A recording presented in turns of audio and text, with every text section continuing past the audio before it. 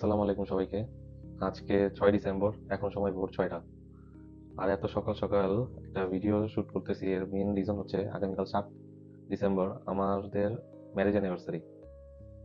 সেই সুবাদে আমি গোপন সূত্র থেকে খবর পেলাম, মানে আমার শাশুড়ি থেকে, যে আমার ওয়াইফ আমার জন্য আগামীকালকে একটা সারপ্রাইজ প্ল্যান করছে।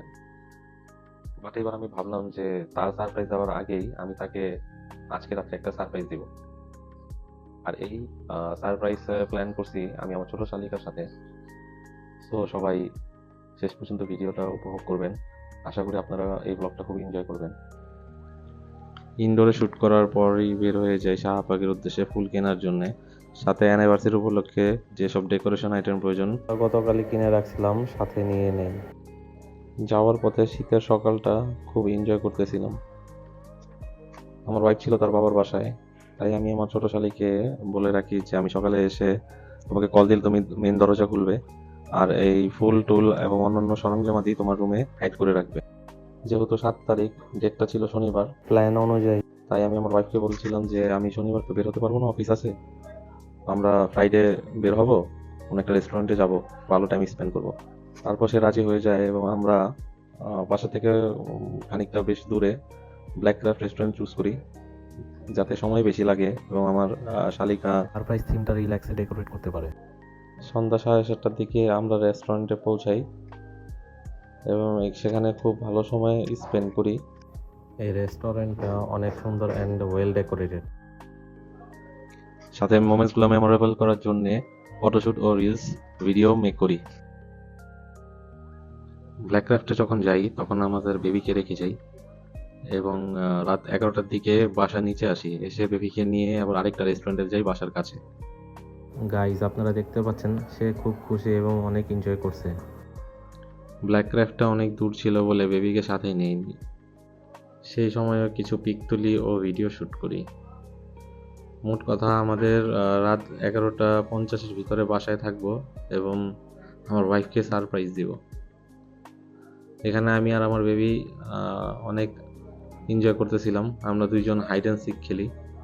মাশাল্লাহ, আমার বেবি অনেক স্মার্ট, সে আমাকে খুঁজে বের করে ফেলে। আমার মেয়ে খুব এনজয় করছে ওই রেস্টুরেন্টে। দোলনায় বসে রিল্যাক্সে দোল খাচ্ছে আর নামতেই চায় না। 11:55-তে বাসায় ঢুকি, আর এখন সারপ্রাইজের পালা।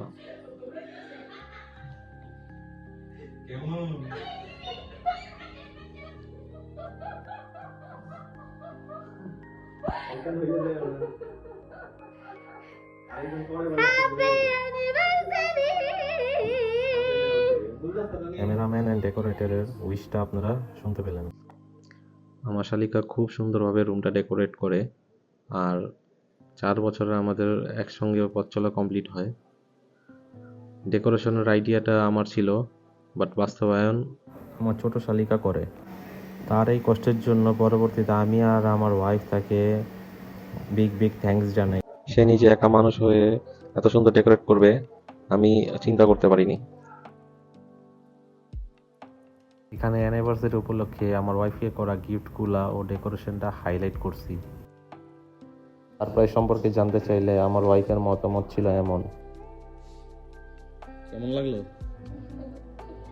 সেরম সেরম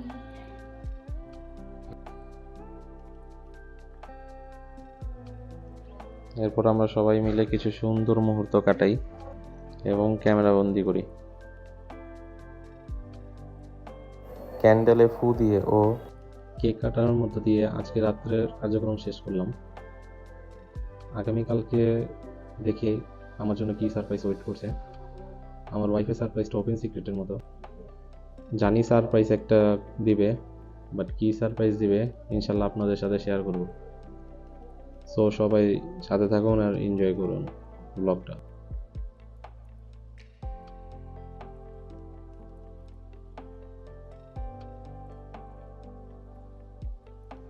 পরের দিন আমার ওয়াইফ আমাকে সময় পেতে দেয় রাত 9টার ভিতর তার বাসায় থাকতে। ইনশাল্লাহ আমি 9টার ভিতরে তার বাসায় পৌঁছাই এবং বাসায় পৌঁছানোর পর সে আমাকে সিলেক্টেড ড্রেস পরে রেডি হতে বলে এবং সেও রেডি হয় না।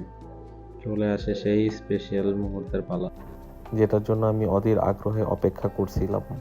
সারপ্রাইজ দেওয়ার আগ মুহূর্তে আই ওয়াজ ওয়ান্ডারিং সারপ্রাইজটা কি হবে।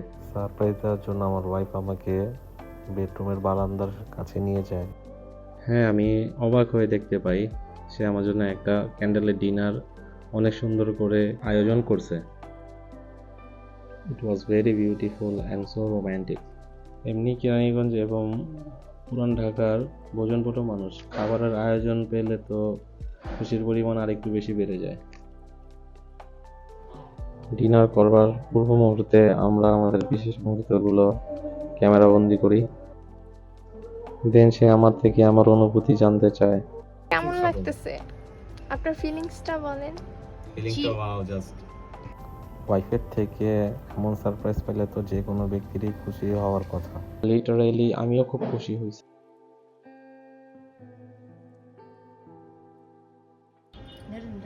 নেন।